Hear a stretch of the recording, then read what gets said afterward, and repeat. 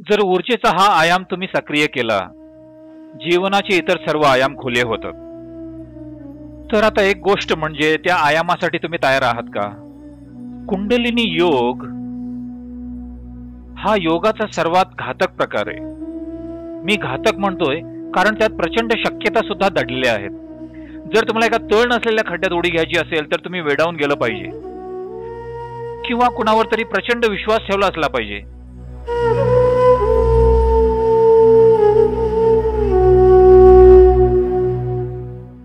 तर कुंडलिनी म्हणजे काय? आता सध्या मी बोलतोय ही सुद्धा कुंडलिनी आहे. तुम्ही सतर्क होऊन ऐकत आहात जर तुम्ही सजग असाल, त्याला कुंडलिनी म्हणतात. एक फूल उमलतय ती एक कुंडलिनी आहे. एक कुत्रा भुंकतोय ती सुद्धा एक कुंडलिनी आहे. दुसऱ्या शब्दात सांगायचं म्हणजे सृष्टीतली मूलभूत ऊर्जा शक्ती हीच कुंडलिनी आहे. तर आता मानवी शरीर यंत्रणेत तुमची शरीर रचना निरखून पाहिलीत, याला एक जीवनानं भरलेलं गाठोडं म्हणून पाहिलं, जणू जीवनाचा एक छोटासा तुकडा आहे. हा जीवनाचा तुकडा एका विशिष्ट प्रकारे एकत्र बांधला गेलाय ऊर्जेच्या विविध थरांनी. आणि ह्या ऊर्जेचा एक पैलू लगेच फुलून येतो कारण तुम्ही जिवंत राहण्याच्या प्रक्रियेसाठी त्याची गरज आहे. ऊर्जेचे इतर पैलू लगेच उभरून येणार नाहीत जोपर्यंत त्यांना सक्रिय करण्यासाठी तुम्ही प्रयत्न करणार नाही, जोपर्यंत तुम्ही त्याबद्दल जागरूक होत नाही आणि त्यांना एका विशिष्ट प्रकारे सक्रिय करत नाही, तोपर्यंत ते तसे सुप्तावस्थेत राहतात. ही सुप्त ऊर्जा तुम्ही सध्या वापरत असलेल्या ऊर्जेपेक्षा कितीतरी पटीने मोठी आहे. तुमच्या उदरनिर्वाहाची खात्री करण्यासाठी, एक परिपूर्ण दैनंदिन जीवन जगण्यासाठी, एक व्यावहारिक आणि बौद्धिक जीवन जगण्यासाठी तुमच्या शरीरातील फक्त 21 चक्र सक्रिय करावी लागतात. ह्या एकूण 114 चक्रांपैकी जर 21 चक्र सक्रिय आहेत, तुम्ही एक परिपूर्ण जीवन जगू शकता. कोणतीच अपुरेपणाची भावना तुमच्यात राहणार नाही. तुम्ही एक संपूर्ण भौतिक जीवन जगू शकता. तुमच्या आयुष्यात कोणत्याही समस्या असणार नाही. तुम्हाला वाटेल तुम्ही यशस्वी व्यक्ती झाला आहात, पण तुम्ही फक्त 21 आहात. म्हणजे एकूण 114 चक्रांपैकी फक्त 21, अर्थात 21%हूनही कमी. 21%हूनही जरी कमी असलं तरी तुम्हाला एक परिपूर्ण आयुष्य वाटेल, कुठल्याच कमतरतेशिवाय. राहिलेलं 80% जीवन हे आहे काय? त्याची गरज सुद्धा नाहीये जर तुम्हाला इथं फक्त छानपैकी जगून जायचं असेल तर. जर ऊर्जेचा हा आयाम तुम्ही सक्रिय केला, जीवनाचे इतर सर्व आयाम खुले होतात.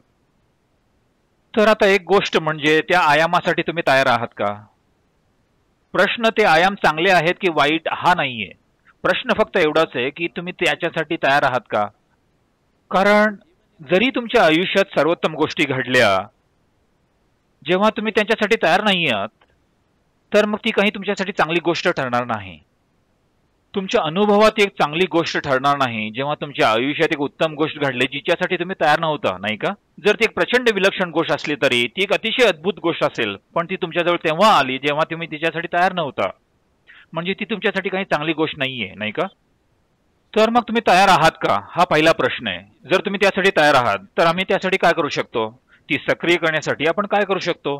हे करण्याचे पुष्कळ मार्ग आहेत, विविध मार्ग आहेत. पण कुंडलिनी योग आहेत का असे काही लोक इथं जे कुंडलिनी योगाचा सराव करतात? ओके.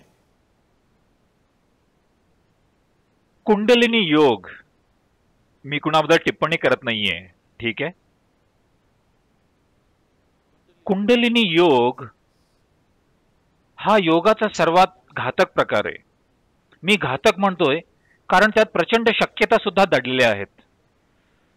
ज्यात अतिशय प्रचंड शक्यता दडलेल्या आहेत, जर त्याला योग्यरित्या हाताळलं नाही तर ते नेहमीच अतिशय घातक ठरतं.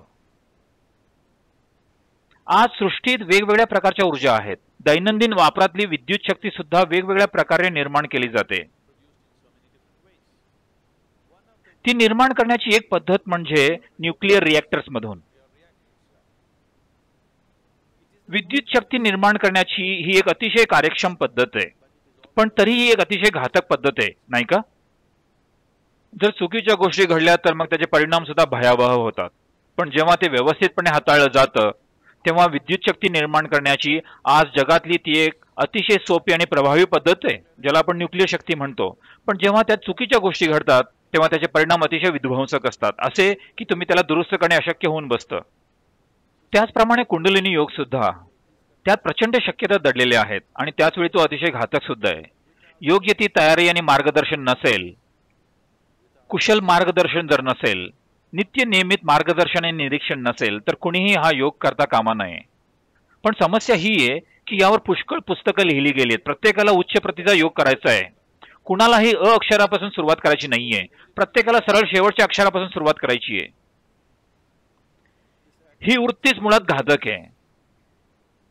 जी शक्ती तुमचं अवघं आयुष्य रूपांतरित करू शकते तीच तुमच्या आयुष्याचा सर्वनाश करणारी शक्ती होऊ शकते. याचं साधं कारण म्हणजे आवश्यक ते प्रतिबद्धता, समरसता, एकाग्रता आणि त्याची समज नसताना तो केला जातोय. म्हणून आता कुंडलिनी उभारण्यासाठी जर कुंडलिनी वर उभारून आली तर तुमच्या जीवनाचे आयाम इतक्या जलद गतीने बदलू लागतील की तुमचे बाह्य जगातील व्यवहार सुद्धा तुम्ही त्याच गतीने हाताळायला तयार असलं पाहिजे. नाहीतर तुमच्या आयुष्यात प्रचंड मोठी उलथापालथ होईल. शास्त्रीय योग परंपरेत योगाचे काही विशिष्ट प्रकार आहेत जे आपण कुटुंब व्यवस्थेत असलेल्या लोकांना शिकवतो आणि योगाचे असे विशिष्ट प्रकार आहेत जे आपण संन्यस्त वैरागी व्यक्तींना शिकवतो. ईशा योगात हे दोन्ही प्रकार उपलब्ध आहेत, वैरागी योग आणि सर्वसामान्य योग. आम्ही तुम्हाला वैरागी योग शिकवणार नाही. खरं पाहता तो अतिशय प्रभावी मार्ग आहे योगाचा, पण त्यासाठी उच्च पातळीची शिस्त आणि एकाग्रतेची गरज आहे, जे संसारी जीवनात शक्य नाही. जर तुम्ही त्या प्रकारचा योग करायला सुरुवात कराल तर तुमचं बाह्य जीवन क्षणार्धात कोलमडून पडेल. तर हा योग तुमचं जीवन उद्ध्वस्त करण्यासाठी तयार केला नाहीये. हा योग तुमचं जीवन उत्तमरित्या घडवण्यासाठी तयार केला गेलाय. जेव्हा आयुष्य उत्तमरित्या घडू लागतं, जेव्हा गोष्टी छान प्रकारे घडू लागतात, तुम्ही अधिक पैसे कमावता, तुमचा धंदा चांगल्या प्रकारे चालतो, तुमचा व्यवसाय छान प्रकारे प्रगती करतो, तेव्हा सामान्यतः पण दुर्दैवाने परमार्थ प्राप्तीची तुमची इच्छा मंदावते, हो ना? तर खरं पाहता तसं करण्याचा हा उत्तम मार्ग नाहीये. पण आजच्या काळात ह्या एकमेव मार्गानेच हे कार्य करू शकतं आणि हा एकच मार्ग आजच्या काळात बहुतेक लोकांना जमतो.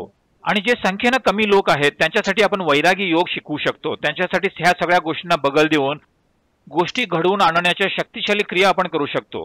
पण त्यांनी उभारलेल्या सगळ्या सामाजिक रचना कोसळतील, जे सगळ्यांसाठी करणं चांगलं नाहीये. तर हे सगळे वेगवेगळे पैलू आहेत. कुंडलिनी योग जर त्याचा अभ्यास करायचा असेल तर तुम्ही एका विशिष्ट प्रकारच्या वातावरणात असलं पाहिजे. तुम्ही संसारिक परिस्थितीत राहून कुंडलिनी योग करू शकणार नाही. नाहीतर कुंडलिनी योगाच्या नावाखाली तुम्ही अगदी सोपं असं काहीतरी करत असाल.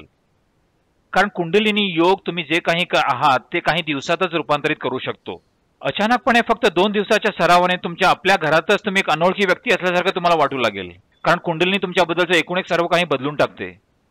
तर आपण कुंडलिनी वर डोक्याच्या दिशेने उभारू शकतो का? हो, आपण उभारू शकतो.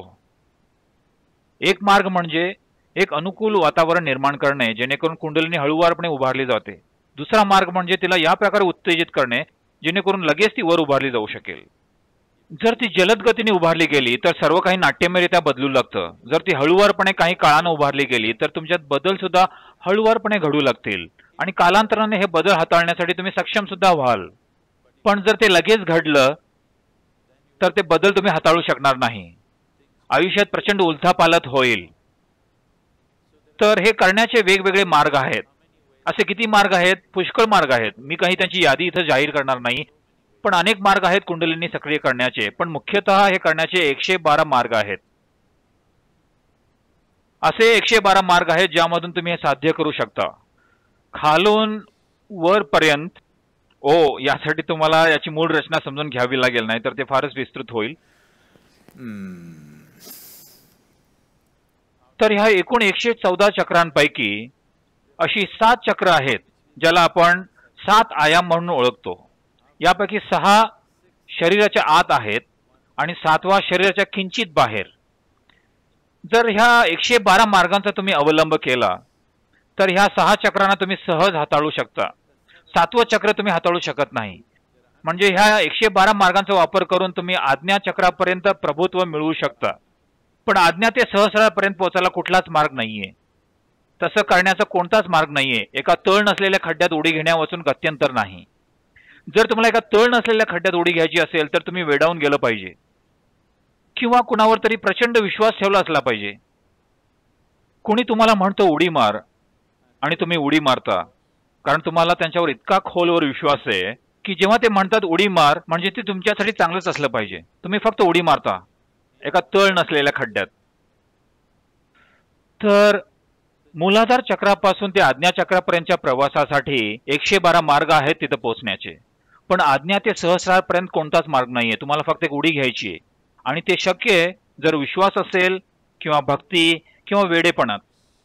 निवड तुमच्या हाती आहे.